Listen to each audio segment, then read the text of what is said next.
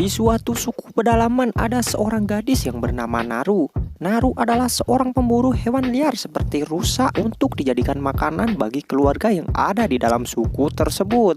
Suatu hari, Naru dan gugungnya yang bernama Sari berburu rusa untuk dijadikan santapannya. Namun saat ingin dilempar kampak, tiba-tiba ada suara gemuruh yang membuat rusa itu kabur. Naru pun sempat syok seketika. Kemudian mengecek suara apa yang tadi mengganggu. Ternyata suara itu disebabkan oleh benda asing yang muncul dari atas awan. Kemudian film pun baru dimulai. Naru yang ditemani saudaranya, panggil saja Tabe, sedang melakukan latihan memanah seekor burung. Karena merasa sudah siap, akhirnya mereka berangkat untuk melakukan perburuan. Di suatu tempat, benda yang dilihat Naru tadi muncul lalu menurunkan satu orang predator. Shin kembali ke Naru yang siap berangkat ditemani oleh Tabe dan kawan-kawannya untuk berburu rusa di hutan.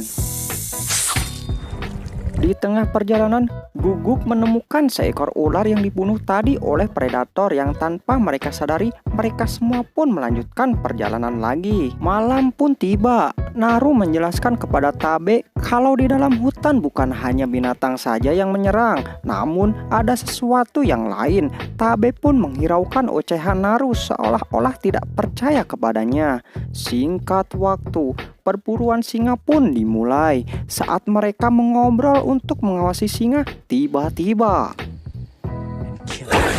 teman Naru yang berada di depannya diterkam oleh singa tersebut. Dan sekarang giliran Naru yang akan menangkapnya untuk perburuan pertamanya dengan Baiwan.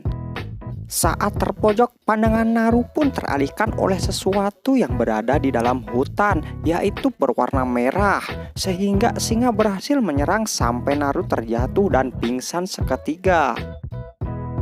Saat terbangun, saudaranya Tabe berhasil memburu kepala singa lalu menunjukkan kepada ketua suku tersebut sehingga diakui kalau dia adalah pemburu hebat.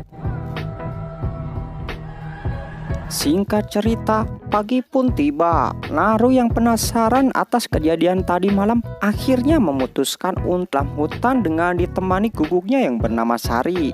Setiba di dalam hutan, Naru melihat ada cairan hijau yang menempel di bawah pohon dan juga sebuah jejak yang membuatnya berpikir cairan apa itu dan jejak apakah ini? Shin berpindah di suatu tempat, yaitu di rerumputan. Terlihat serigala yang ingin memangsa kelinci. Namun kedua binatang itu sedang diawasi oleh sesuatu dengan hanya menggunakan seperti alat sensor suhu tubuh. Saat serigala berhasil menangkap kelinci itu, tiba-tiba ternyata dari arah depan predator itu sudah mulai menampakkan wujudnya dengan model transparan yang kemudian menendang serigala itu. Walaupun sudah berusaha bertarung, tapi apalah daya, serigala itu pun mati dan kepalanya pun dijadikan koleksi untuk topeng predator tersebut. Naru yang berjalan ke dalam hutan melihat goresan misterius yang ada pada sebuah pohon. Namun saat berjalan tiba-tiba ia tak sadar kalau ada lumpur yang cukup dalam sehingga membuatnya terjebak masuk ke dalam lumpur tersebut. Dengan menggunakan kapak yang diikat dengan seutas tali, akhirnya Naru berhasil keluar walaupun dengan tubuh yang sangat kotor. Kemudian Naru pun membersihkan diri ke dalam sungai yang airnya jernih sekali. Singkat waktu setelah mereka membersihkan diri, mereka berdua melihat beruang yang sendirian sedang memakan hasil tangkapannya. Naru pun siap-siap untuk membidik dengan anak panah. Saat hendak melesatkan panah, hal buruk terjadi kalau tali dari panah tersebut putus sehingga beruang pun menyadari kedatangan dan langsung menghampirinya. Sari, yaitu guguknya, pun mencoba mengalihkan perhatiannya dengan membuat burung itu untuk mengejarnya. Karena masih pemula, akhirnya Naru ketakutan dan berlindung di bawah ranting untuk menghindari serangan beruang itu. Seketika suasana pun menjadi sunyi saat kedatangan predator di hadapan mereka. Kemudian predator dan beruang itu pun bertarung. Merasa beruang menang, Naru pun senang. Tapi tiba-tiba predator yang tadi akhirnya bangkit lagi. Lalu dengan sekali pukulan beruang itu pun mati. Naru yang melihat apa yang ada di depannya kemudian langsung pergi untuk menyelamatkan diri. Saat hendak pulang, para preman pun menghadangnya, bahkan hendak ingin memperkaosnya. Namun karena sesama suku, niatan itu pun tidak jadi dan hanya menyekap Naru saja.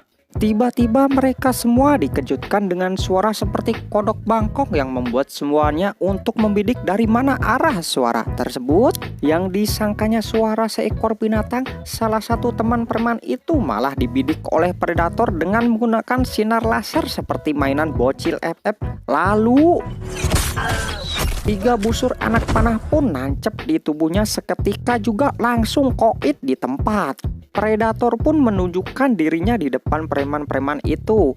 Mereka pun bertarung yang akhirnya para preman itu mati satu persatu. Kemudian Naru pun kabur dari sana setelah memotong tali ikatan yang ada di tangan. Dan saat di tengah hutan, Naru terperangkap oleh sesuatu jebakan.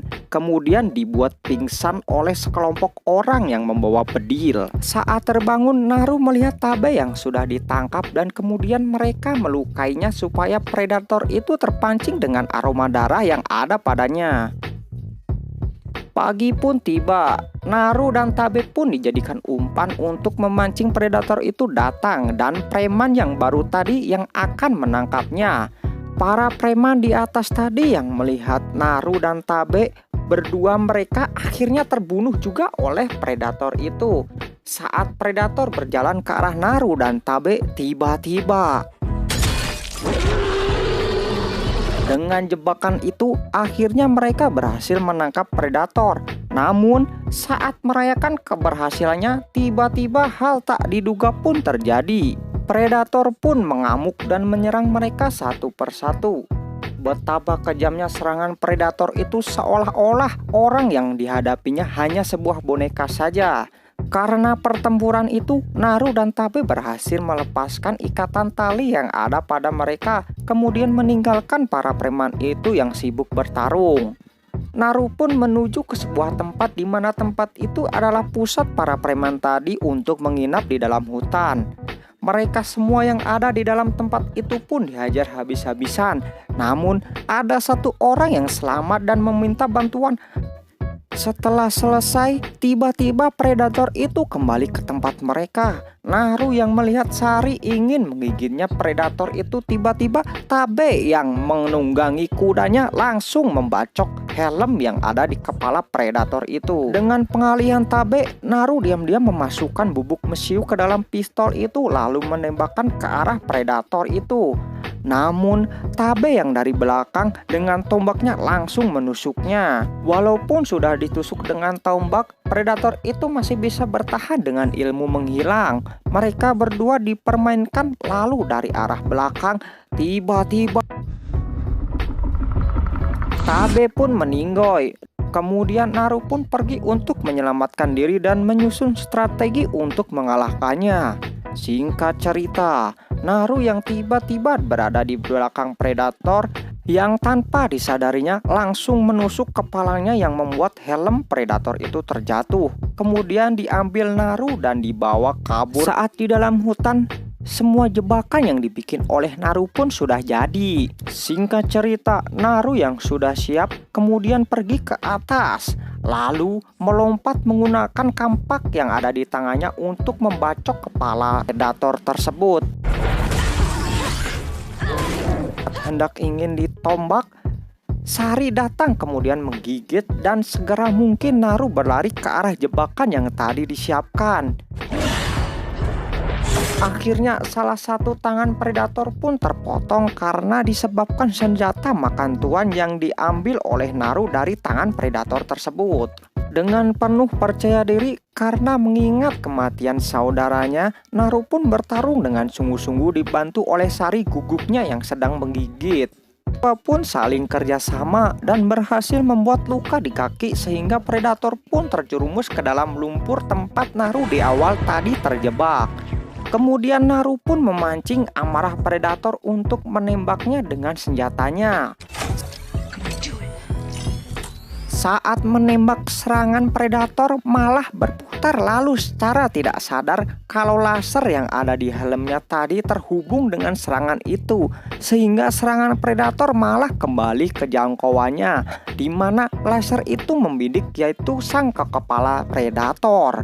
Predator pun langsung koit seketika. Walaupun Naru tidak membunuh dengan serangannya sendiri, namun pantas diacungi jempol karena strateginya bisa mengalahkan predator yang selama ini meneror tempat tinggalnya dan sukunya. Singkat waktu, Naru yang membawa kepala predator itu lalu menunjukkan ke kepala suku yang kemudian menyuruh semua untuk segera pindah lokasi karena tidak aman. Kemudian film pun diakhiri dengan diberi gelarnya kepada Naru, yaitu sang pemburu predator yang sangat jenius. Kemudian film tamat cuy. Hehe.